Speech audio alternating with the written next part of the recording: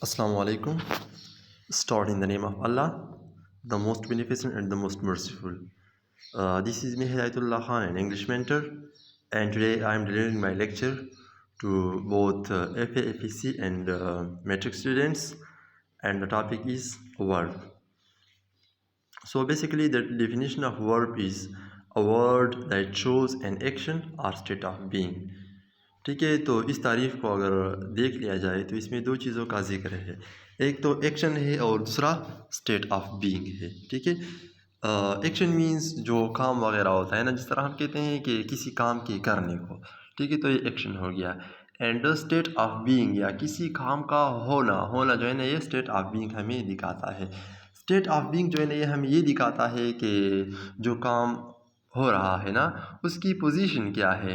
आया वो रिक्वेस्ट कर रहा है, वो कमांड कर रहा है, वो ऑर्डर कर रहा है, या मतलब वो कौन से ज़माने में हो रहा है। ठीक है, मौजूदा ज़माने में हो रहा है, माजी में कोई काम हो गया है, या मतलब मुस्तकबिल में कोई काम हो जाएगा। तो स्टेट ऑफ बीइंग हमें इस चीज़ के बारे में बताता है। और एक्शन तो ऑलरेडी पता है, जो हमें मतलब काम करने का जिक्र कर रहा है। ठीक है, तो स्टेट ऑफ बीइंग की बुनियाद पर वर्ब की जो टाइप है वो है हमारे पास हेल्पिंग वर्ब। हेल्पिंग वर्ब को हम दो टाइप्स में तकसीम कर लेते हैं। एक है हमारे पास ऑक्सिलरी वर्ब और दूसरा है मॉडल वर्ब। ऑक्सिलरी वर्ब जो है ना, ये हमें टेंस के बारे में, जुमले के अंदर टेंस के बारे में हमें मालूमात फराहम करता है। ठीक है, ऑक्सिलरी वर्ब की जो एग्जांपल्स है वो ये है, सबसे पहले प्रेजेंट टेंस की जो एग्जांपल है वो है इज़ और एम। ठीक है, इज़ सिंगल के लिए इस्तेमाल होता है, और प्लूरल के लिए इस्तेमाल होता है, और एम जो है ना वो हमारे पास आई के साथ इस्तेमाल होता है। दूसरा क्या है, वाज और वर। ठीक है, ये पास्ट टेंस से, पास्ट कंटिन्यूस टेंस में हम वाज और वर इस्तेमाल करते हैं, और इसी के ज़रिए से हम टेंस को मालूम कर लेते हैं कि काम कौन से जुमले में हो रहा है, या काम जो है ना वो कौन से ज़माने के मुताबिक हो रहा है। तो वाज और वर जो है ना, ये प्रेजेंट का पास्ट कंटिन्यूस टेंस में इस्तेमाल हो रहे होते हैं। ठीक है, हैज़ और हैव जो है ना, ये हमारे पास प्रेजेंट परफेक्ट टेंस में इस्तेमाल होता है कि कोई काम मौजूदा ज़माने में मुकम्मल हो चुका है। अच्छा, हैड जो है ना वो हमारे पास पास्ट परफेक्ट टेंस के बारे में हमें मालूमात फराहम करता है। विल और शैल जो है ना हमारे पास फ्यूचर टेंस के बारे में मालूमात फराहम करता है। ठीक है, तो ऑक्सिलरी वर्ब जो है ना हमारे पास टेंस के बारे में हमें मालूमात फराहम करता है कि कौन से ज़माने में कौन सा काम हो रहा है। दूसरा क्या है हमारे पास, मॉडल वर्ब। मॉडल वर्ब जो है ना, ये हमारे पास कुछ स्पेसिफिक किस्म के वर्ड है, जिस तरह के एग्जांपल मैंने लिखे हुए हैं, can, could, would, should, art, may and might. ठीक है, तो ये जो है ना, ये कुछ ख़ास किस्म के अल्फाज है, और मॉडल वर्ब का हर एक लफ्ज़ का एक स्पेसिफिक फंक्शन होता है। ठीक है, एक ही लफ्ज़ के बहुत से स्पेसिफिक फंक्शंस होते हैं, ये ज़रूरी नहीं है कि एक लफ्ज़ का एक ही काम होता है। एग्जांपल के तौर पर कैन जो है ना, कैन सबसे पहले हम एबिलिटी के लिए इस्तेमाल करते हैं। ठीक है, कि I can do that, I can play cricket, I can play football, I can write. ठीक है, तो ये सब जो है ना किसी बंदे की एबिलिटी को ज़ाहिर करता है। सेम इज़ द केस, यही कैन जो है ना हम परमिशन के लिए इस्तेमाल करते हैं, इजाज़त के लिए। ठीक है, फॉर एग्ज़ाम्पल आप कह सकते हैं कि can I use your phone, okay, can I कम इन।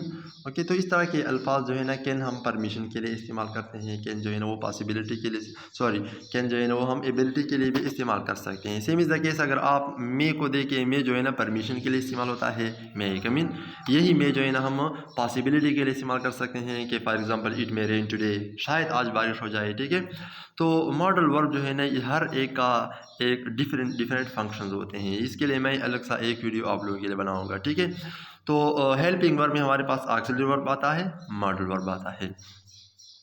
दूसरा क्या है, मेन वर्ब। मेन वर्ब जो है ना, एक्शन एक्शन वर्ब जो है ना वो होता है जो क्या होता है, एक्ट ऑफ डूइंग समथिंग। ये किसी काम के करने को ज़ाहिर करता है। अब काम का करना ये ज़रूरी नहीं है कि मैंने कोई काम करना है। हंसना भी एक काम है, गाना भी एक काम है, चलना भी एक काम है। सेम मतलब इस तरह की चीज़ें जो है ना, ये हमारे पास एक्शन वर्ब में आते हैं। ठीक है, तो मेन वर्ब, इसको एक्शन वर्ब की जो टाइप है वो मेन वर्ब है। मेन वर्ब के हमारे पास दो टाइप बनते हैं, एक है हमारे पास ट्रांजिटिव वर्ब और दूसरा है इनट्रांजिटिव वर्ब। ट्रांजिटिव वर्ब नाम से जाहिर है ट्रांजिशन, एक जगह से दूसरी जगह मुंतकिल होता है, ठीक है।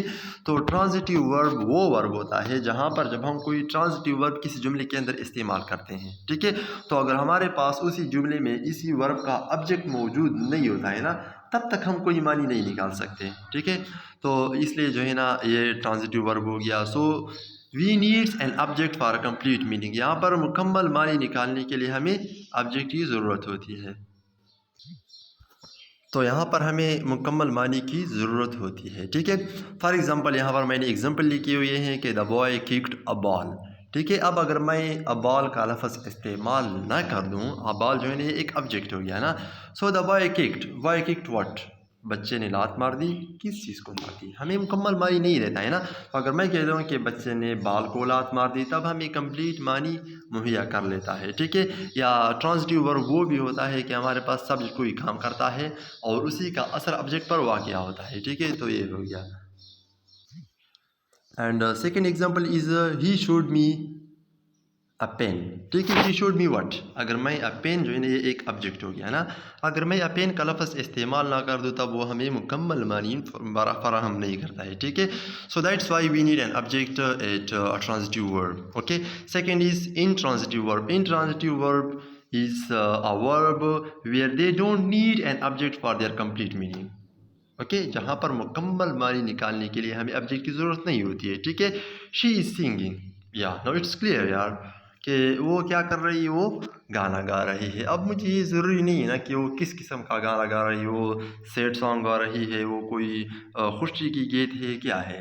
बस हम समझ सकते हैं ना कि वो गाना गा रही है। बर्ड्स फ्लाई, परिंदे जो है ना वो उड़ते हैं, सबको क्लियर है, कॉन्सेप्ट क्लियर है ना, परिंदे उड़ते हैं, ठीक है। शी इज़ राइटिंग, अब क्लियर है कि वो लिख रही है। ये ज़रूरी नहीं है कि मतलब वो क्या लिख रही है क्या नहीं लिख रही है, वो हमें मुकम्मल मानी वैसे भी देता है अगर हम ऑब्जेक्ट लगा दें या ना लगा दें, ठीक है।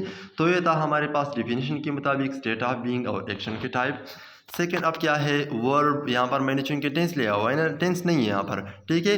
Verb on the basis of rules, rule के मुताबिक वर्ब के हमारे पास दो टाइप हैं, एक है हमारे पास फाइनाइट, दूसरा है नॉन फाइनाइट, ठीक है। फाइनाइट जैसे नाम जाहिर है कि ये क्या होता है, लिमिटेड होता है ना। मैथमेटिक्स में फाइनाइट वो होता है जिसको हम काउंट कर सकते हैं, which we can count and which we can specify, okay. So it follows rules. Finite में क्या होता है, रूल की ज़रूरत है। फॉर एग्जांपल अगर मैं कह दूँ कि ही स्पोक टू मी, यहाँ पर मैंने सेकंड फॉर्म लगा दिया है तो ये पास्ट टेंस को रिप्रेजेंट करता है, कोई रूल है, ठीक है। दे रॉब्ड अ पॉकेट, ठीक है। क्या है, रॉब्ड जो है ना ये सेकंड फॉर्म ऑफ वर्ब है, सेकंड फॉर्म ऑफ वर्ब है तो ये पास्ट टेंस को रिप्रेजेंट करता है। फिर क्या हो गया, she is singing a song, वो क्या कर रही है, गाना गा रही है। सिंगिंग हो गया, यहाँ पर पहले इज इस्तेमाल हुआ है तो ये क्या है, रूल के मुताबिक ये हमें ये बताता है कि कौन सी टेंस की बात हो रही है, ठीक है। I will go to market, मैं मार्केट जाऊंगा, विल है तो ऑलरेडी हमें रूल्स के मुताबिक हम ये नतीजा निकाल सकते हैं कि मुस्तकबिल की बात हो रही है, ठीक है, फ्यूचर टेंस की बात हो रही है। दूसरा क्या है, नॉन फाइनाइट। नॉन फाइनाइट वो होता है विच डजंट फॉलो एनी रूल, जो क्या कर लेती है, कोई रूल रेगुलेशन को फॉलो नहीं करती। तो नॉन फाइनाइट की बुनियाद पर हम वर्ब को दो हिस्सों में तकसीम कर लेते हैं, या दो टाइप्स में इसके इन्हें तकसीम कर लेते हैं। पहला क्या है, इन्फिनिटिव हो गया, दूसरा जिरंड हो गया।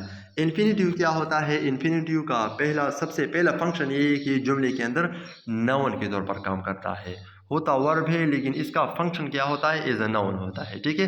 दूसरा क्या है, इसकी फॉर्मेशन ये है कि टू होता है और इसके बाद वर्ब की फर्स्ट फॉर्म इस्तेमाल की जाती है और ये हमारे पास फिर इन्फिनिटिव बन जाता है। For example I want to study, ठीक है। तो ये यहाँ पर जो लफ्ज़ है टू स्टडी, ये हमें क्लियर नहीं करता है कि कौन से टेंस की बात हो रही है, किस वक्त हो रही है, क्या हो रहा है, मतलब किस वक्त हो रही है, ठीक है। हमें सिर्फ ये दिखाता है कि वो स्टडी कर रही है। तो यहाँ पर वांट का लफ्ज़ जो है ये हमारे पास क्या है, ये मेन वर्ब है, ये रूल को फॉलो करता है। लेकिन टू स्टडी जो है ना हमारे पास रूल को फॉलो नहीं करता है और ये एज एन ऑब्जेक्ट इस्तेमाल हुआ है, मीन्स ये एक नाउन के तौर पर इस्तेमाल हुआ है, ठीक है वर्ब। दूसरा क्या है, she wants to go to school. ठीक है, शी वांट्स, वांट्स जो है ना ये हमारे पास प्रेजेंट सिंपल को रिप्रेजेंट करता है, मतलब वो वर्ब है और वर्ब में वो कौन सा है, फाइनाइट है। ठीक है, हमें एक रूल्स फॉलो कर रहा है और इसी के ज़रिए से हमें बताता है कि ये प्रेजेंट सिंपल का जुमला है। अच्छा, क्या है, टू गो टू स्कूल। अब टू गो जो है ना जाना है, लेकिन क्या है, हमें कोई टेंस का जिक्र नहीं दे रहा है, ये ऑब्जेक्ट के तौर पर इस्तेमाल हुआ है। ठीक है, तो इसलिए ये क्या है, हमारे पास इन्फिनेटिव है। To err is human, err जो है ना ये एक वर्ब है, गलती करना एक वर्ब है ना। ठीक है, लेकिन यहाँ पर क्या है, हमें टेंस का जिक्र नहीं कर रहा है। To err is human, to err यहाँ पर चूँकि एक सब्जेक्ट के तौर पर इस्तेमाल हुआ है। ठीक है, तो ये जो है ना हमारे पास क्या हो गया, इन्फिनेटिव हो गया। सेकंड क्या है, नॉन फाइनाइट का टाइप, वो जीरेंट है। जीरेंट और फाइनाइट ये होते हैं कि ये वर्ब है लेकिन एज अ नाउन काम कर रहे हैं। ठीक है, इनफाइनाइट इन्फिनेटिव ये था कि वहाँ पर two plus first form of verb इस्तेमाल करते हैं, यहाँ पर हम फर्स्ट फॉर्म ऑफ वर्ब होता है प्लस आईएनजी होता है। ठीक है, first form of verb plus ING, और ये क्या होता है, नाउन के तौर पर काम करता है। ठीक है, यहाँ पर पहले जुमले को हम देखते हैं कि स्विमिंग इज़ गुड। स्विमिंग जो है ना ये सब्जेक्ट के तौर पर इस्तेमाल होता है, सब्जेक्ट ज़रूर या नाउन होगा या प्रोनाउन होगा, इसके अलावा कोई सब्जेक्ट नहीं होता है। ठीक है, तो ये जो स्विमिंग है ये एक नाउन के तौर पर काम कर रहा है और क्या है, असल में ये वर्ब है ना। ठीक है, तो स्विमिंग इज़ गुड, तो यहाँ पर ये जो स्विमिंग है ये जेरन है। ठीक है, आई लाइक वाचिंग टीवी। अब क्या कर रहा है, ये कहता है कि आई लाइक, मैं पसंद करता हूँ। लाइक जो है ना हमारे पास टेंस के बारे में बात कर रहा है कि हमारे पास प्रेजेंट टेंस की बात हो रही है। वाचिंग टीवी क्या हो गया, अब यहाँ पर ये प्रेजेंट पार्टिसिपल नहीं है वाचिंग। ठीक है, बल्कि ये क्या है, ये हमारे पास जेरंट है, आई लाइक वाचिंग टीवी। तो hope I think you will be clear about verb, and if you have any question regarding verb then you can ask in a comment box. Thank you.